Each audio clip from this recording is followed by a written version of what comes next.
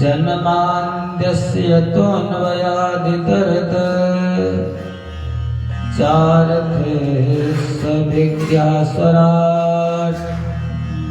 तेने ब्रह्महृदां च आदिकवये मह्यन्ति यत् सूरयः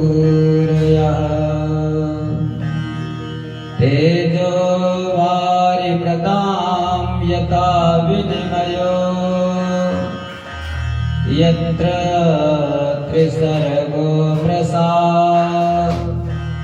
नाम्नां स्वेन सदा निरस्तकुहकं सत्यं परं धीमहि सत्यं परं धीमहि। प्रेम से बोलो सच्चिदानंद भगवान की जय। श्रीमद् भागवत महापुराण की जय।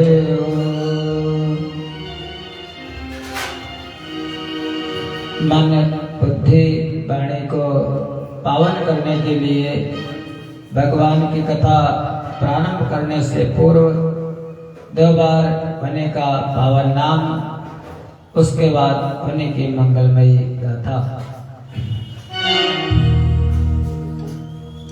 कृष्ण गोविंद गोविंद गोपाला कृष्ण गोविंद गोविंद कृष्ण गोविंद गोविंद गोपाला कृष्ण गोविंद गोविंद गोपाला कृष्ण मुरली मनोहर नंद लाला कृष्ण मुरली मनोहर नंद लाला श्याम मुरली मनोहर नंद लाला श्याम मुरली मनोहर नंद लाला कृष्ण गोविंद गोविंद गोपाला कृष्ण गोविंद गोविंद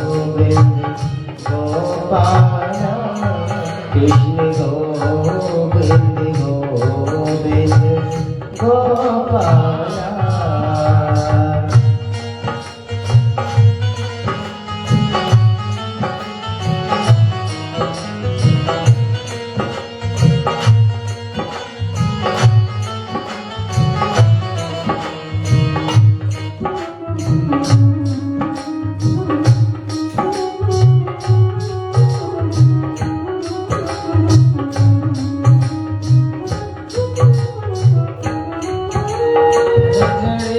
झोपड़ी में बुलाता हूँ तुम्हें श्याम, वीराने में मेहमान बनाता हूँ तुम्हें श्याम।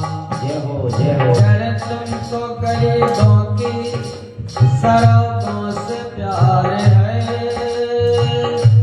तो मुझे गरीब को भी तेरा इंतजार है। जय हो।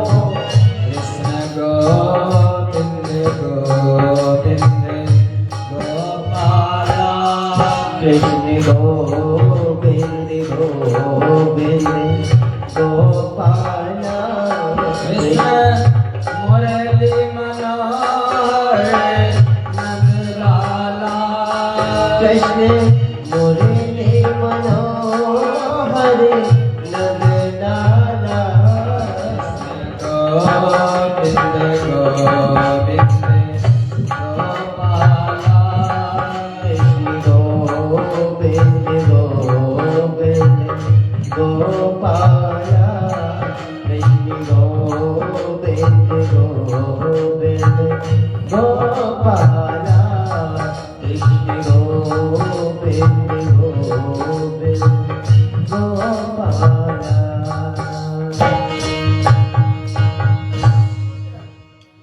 बोल गोविंद भगवान की।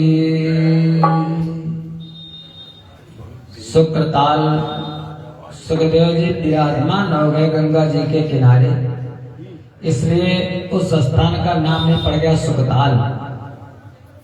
विराजमान है, वक्ता है सुखदेव भगवान, श्रोता है महाराज परीक्षित जी। परीक्षित जी ने प्रश्न कर लिया, प्रभु हमको ये बताओ, अब तो बस हमारे जीवन में केवल 7 दिन बचे हैं। प्रभु ये बताओ, पुरुषस्य यत् कार्य म्रियमाणस्य सर्वथा। प्रभु जो वैसे तो सभी का पता ही नहीं किस समय वो काल अपना ग्रास बना ले, लेकिन जो मरणासन्न है उसको क्या करना चाहिए, इसको मालूम हो जाए महाराज, उस को क्या करना चाहिए उस जीव को। सुखदेव जी कहने के राजन बस एक ही बात है, भगवान का भजन करना चाहिए। परीक्षित ने फिर पूछा, प्रभु हमको विधिवत बतलाइए, विधिवत व्याख्या कीजिए, क्या करना चाहिए जीव को। सुखदेव जी कहने के हे राजन, पूछा जब परीक्षित ने 6 प्रश्न किए। यश्रोतव्यम अथो जप्यम यत कर्तव्यम नभि प्रभो स्मर्तव्यम भजनेयम वा ब्रूहि यद्वा विपर्ययम्।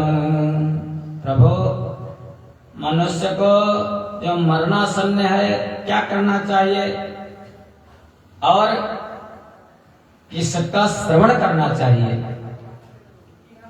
इसकी कथा को सुनना चाहिए, फिर इसका जप करना चाहिए, फिर स्मरण किसका करना चाहिए और अंतिम बात भजन किसका करना चाहिए।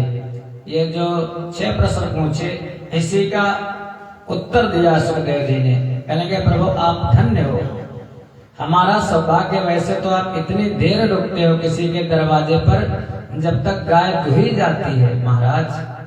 सुखदेव जी बस इतनी देर रुकते, जितना समय गाय को दुहने में लगता है सुखदेव जी उतनी देर रुकते थे। प्रभु आपकी बड़ी कृपा है।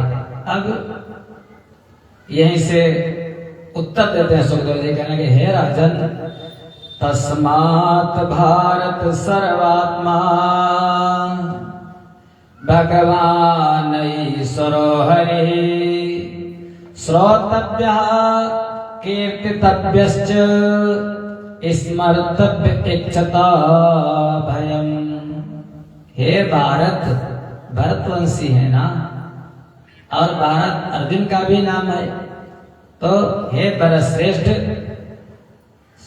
जब अंतिम समय आए तो वो चाहे परमात्मा का हो और चाहे सर्वात्मा का हो। सर्वात्मा माने जो सबकी आत्मा में निवास करने वाले, वो सर्वात्मा।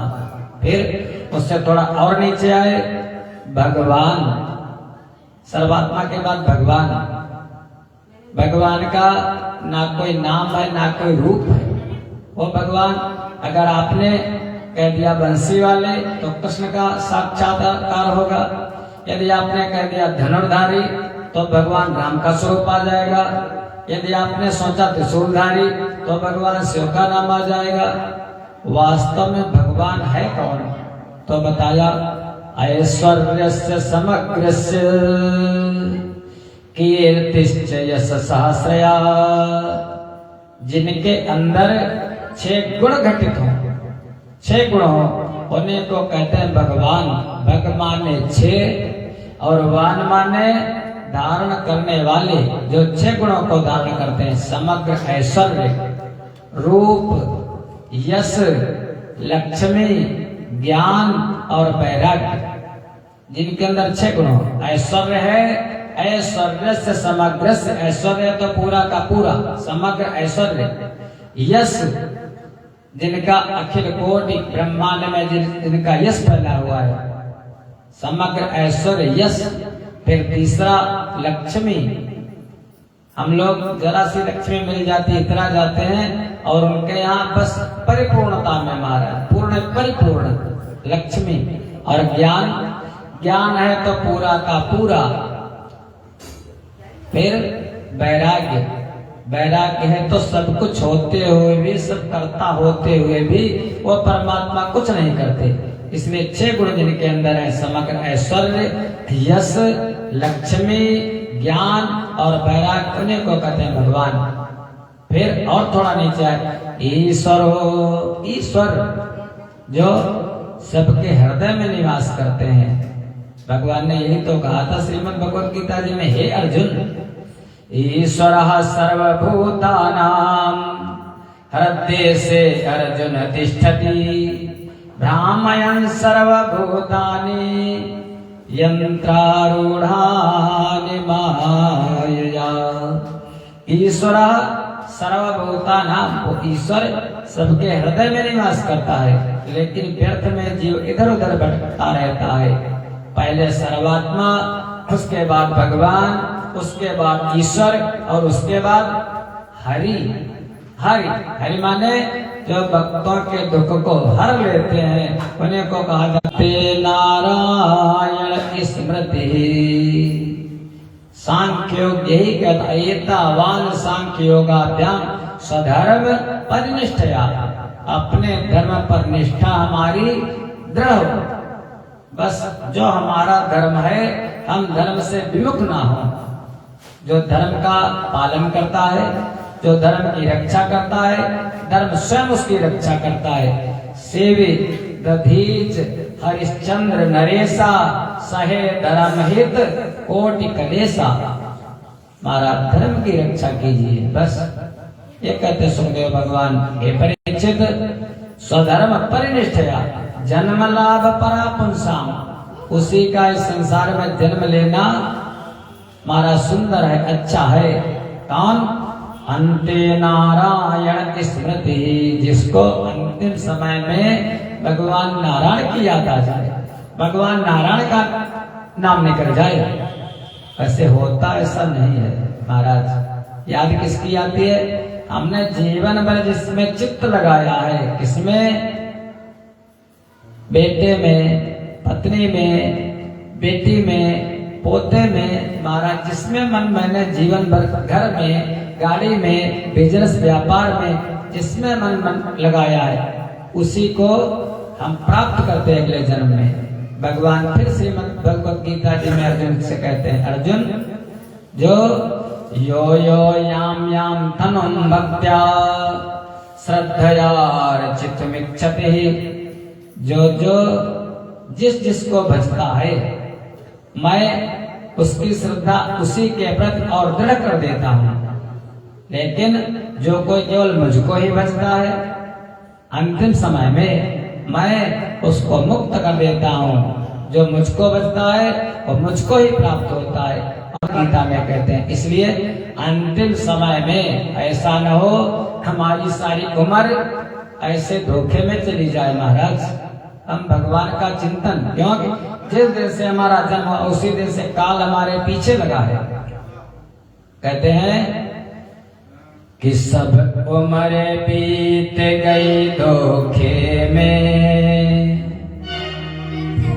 सब उम्र बीत गई धोखे में, परिणाम न जाने क्या होगा।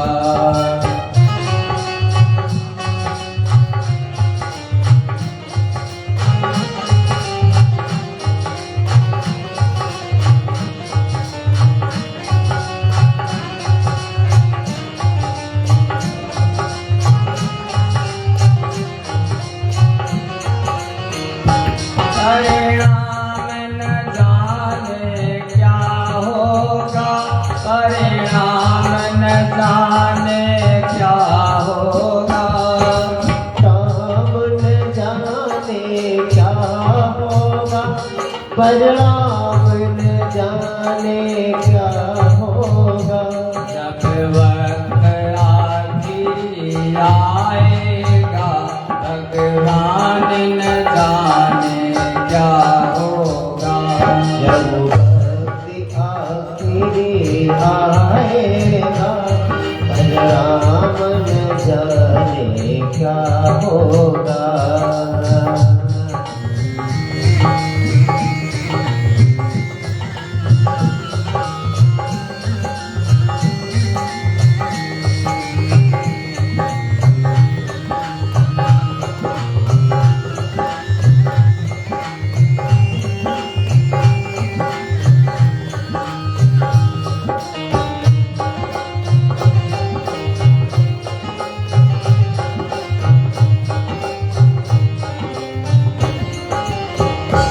जिस प्रभु ने सब धन धाम दिया, नहीं प्रेम से उसका नाम लिया। इस प्रभु ने दाम दिया, नहीं प्रेम से उसका नाम लिया। बंदा बने खोया है, हीरा सा जीवन खोया है, पर मन का मैल न धोया है। नहीं मन का मैल न धोया है। बीज पाप का बोया है, अंजाम न जाने क्या होगा।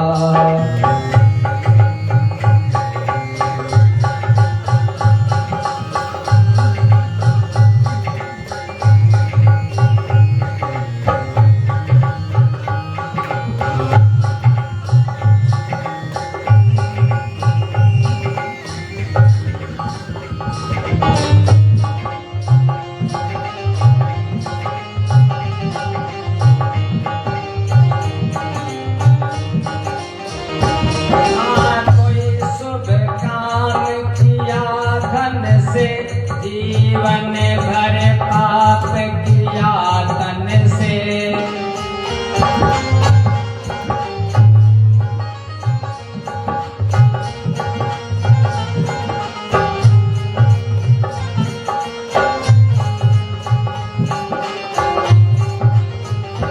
ना कोई शुभ काम किया तन से, जीवन भर पाप किया तन से।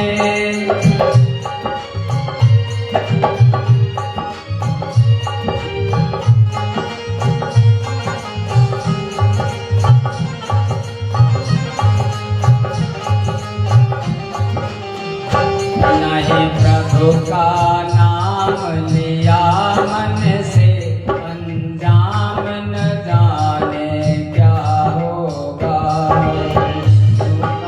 नाम लिया मन से, अंजाम न जाने क्या होगा।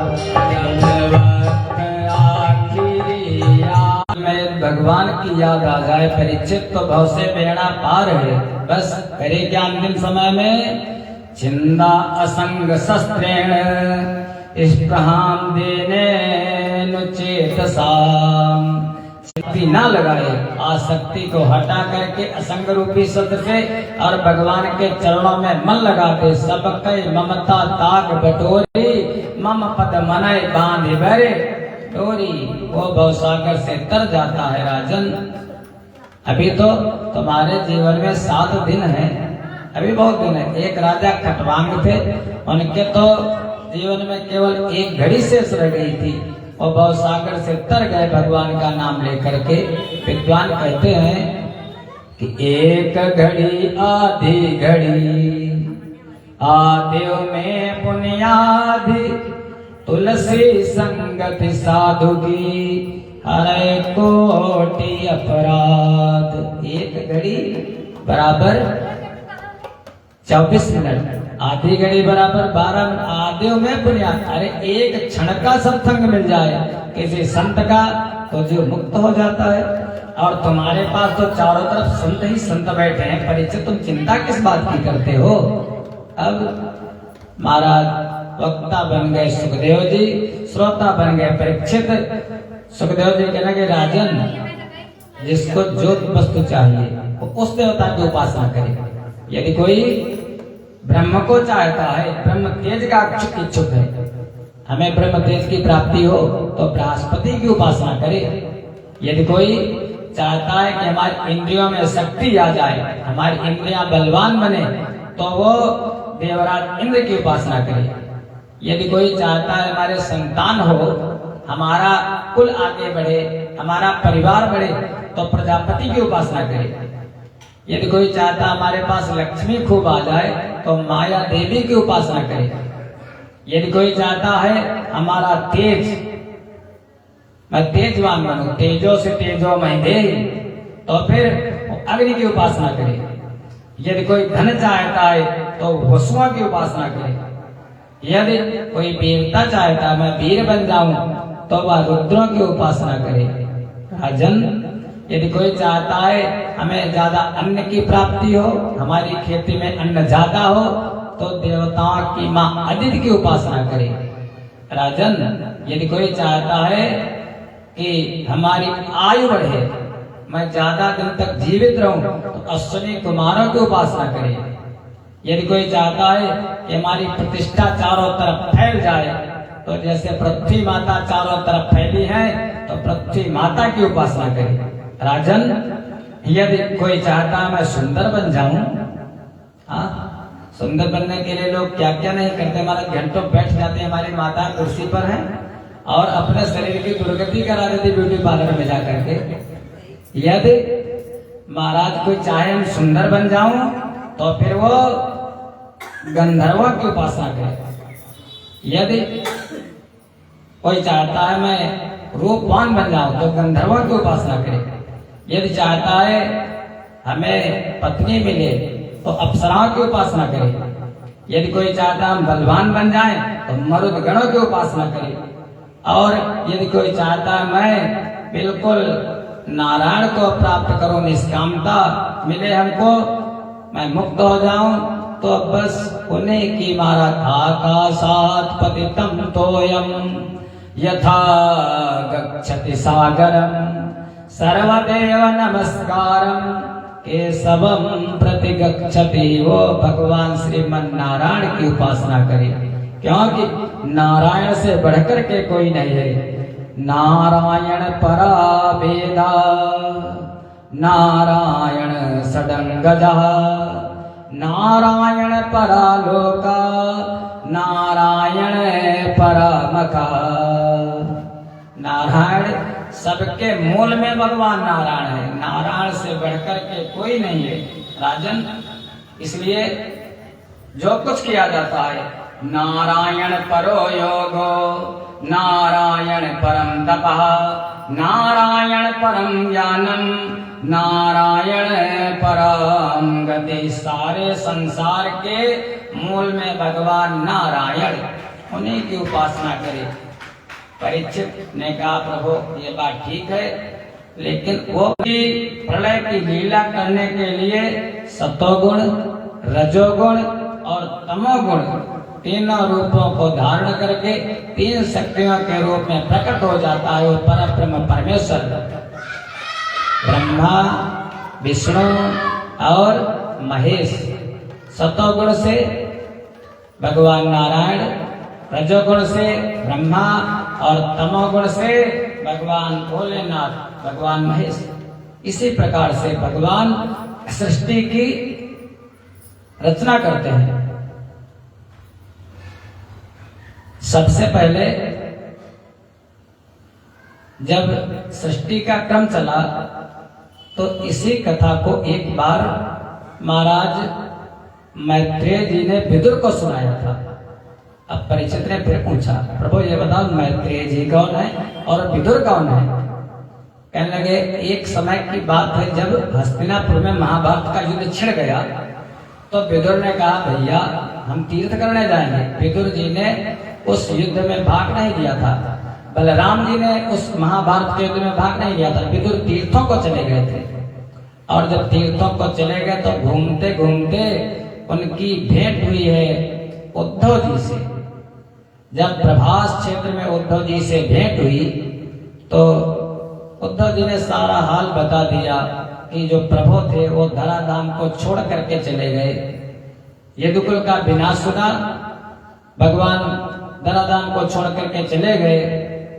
उन्होंने कहा, प्रभु उद्धव, हमको उस तत्व ज्ञान का उपदेश कीजिए जिसको जानने के बाद कुछ जानना शेष नहीं रह जाता है। उद्धव ने कहा, ये उसको सुनना चाहते हो तो ननुते तुम संराध्य ऋषि चाहिए। विदुर ने कहा, प्रभु वो कहाँ मिलेंगे? कहने के हरिद्वार में मिलेंगे। भेंट हुई है महाराज प्रभास क्षेत्र में। उद्धव जी चले गए बद्रिकाश्रम में तप करने के लिए और इधर विदुर जी चले हरिद्वार में। और इसी कथा को, भागवत जी की कथा को मैत्रेय जी सुना रहे हैं और विदुर जी सुन रहे हैं।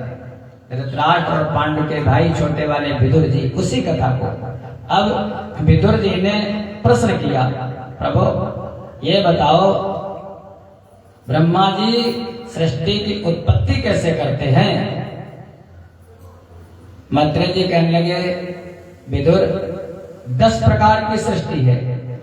6 प्रकार के स्थावर जो आपको जैसे वनस्पतियां, वृक्ष इत्यादि, 10 प्रकार के 6 प्रकार के स्थावर, और जो 7वीं है वो प्राकृत, और 8वीं वैकृत, 9वीं तिर्यग्योनिया, और 10 प्रकार की जो 10वीं से 28 प्रकार की 9वीं पशु पक्षियों की तिर्यग्योनिया, और 10वीं मनुष्यों की, 9वीं मनुष्यों की, और 10वीं देवताओं की सृष्टि है। राजन जब ब्रह्मा जी ने सृष्टि की तो वही सतोगुण, रजोगुण, तमोगुण और पंचमहाभूत से महाराज अष्टधा प्रकृति, और उसी से जैसे सबसे पहले महाराज 2 परमाणु बना करके एक अणु बनता है। आप लोग यहाँ पर कुछ सब समझदार हैं। 2 परमाणु बने, एक अणु, 2 परमाणु बनने से एक अणु बना। फिर जब 3 अणु बने तो 3 अणु जब मिल गए तो एक त्रसरेणु बना। त्रसरेणु, आप लोग जब प्रातः काल कोई झरोखा या खिड़की खोलो तो प्रकाश आता है और उसी प्रकाश में छोटे छोटे कण दिखाई देते हैं, उसी को कहते हैं त्रसरेणु कह लीजिए। फिर 2 नाड़िका बराबर 1 मुहूर्त, या 7 नाड़िका बराबर 1 प्रहर, 2 नाड़िका बराबर 1 मुहूर्त, और 6 या 7 नाड़िका बराबर 1 प्रहर। जैसे रात्रि में 4 प्रहर होते हैं, दिन में भी 4 प्रहर होते हैं। फिर 1 प्रहर बराबर याम, मनुष्य के दिन रात का चौथा भाग। 4-4 प्रहर के मनुष्य के दिन और रात। 15 दिन बराबर 1 पक्ष, और उसमें 2 पक्ष होते हैं। एक महीने में 2 पक्ष, 15 दिन का शुक्ल पक्ष और 15 दिन का कृष्ण पक्ष। 1 मास, एक मनुष्यों का 1 महीना, और हमारे पितरों का 1 दिन। हमारे जो पितर हैं, हम 1 महीना बीत जाता तो पितरों का 1 दिन होता है। फिर 1 दिन रात, पितरों का 1 दिन और रात बराबर 2 मास, 2 महीने। 2 मास की एक ऋतु मानी जाती है, और 6 मास का एक अयन जी की 1 रात्रि। ब्रह्मा जी का 1 दिन बराबर 1 कल्प। कहते ना, एक ब्रह्मांड में रहा कल्प सत एक ब्रह्मांड में 100 कल्पों तक में रहता था। काक भुसुंडी जी कह रहे हैं, ब्रह्मा जी का 1 दिन बराबर 1 कल्प, और 1 कल्प में 1400 वर्ष ब्रह्मा जी की आयु कही गई है, जिसमें उनकी 8वीं आयु को परार्ध कहा जाता है। ब्रह्मा जी के 50 वर्ष बराबर परार्ध। इसलिए इस समय जब हम लोग संकल्प पढ़ते हैं तो 8वीं आयु ब्रह्मा जी की बीत चुकी है। जब पंडित जी लोग संकल्प करते हैं तो कहते हैं, हरे ओम तत्सत विष्णु विष्णु विष्णु, और इस समय 12 कल्प चल रहा है।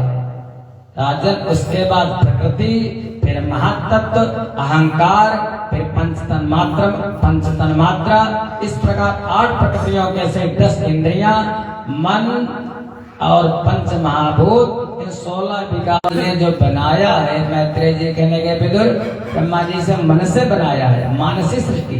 कोई ईंट गारा लेकर के नहीं बैठे, ब्रह्मा जी ने मन में सोच लिया, बस मन में विचार आते ही सृष्टि बन गई।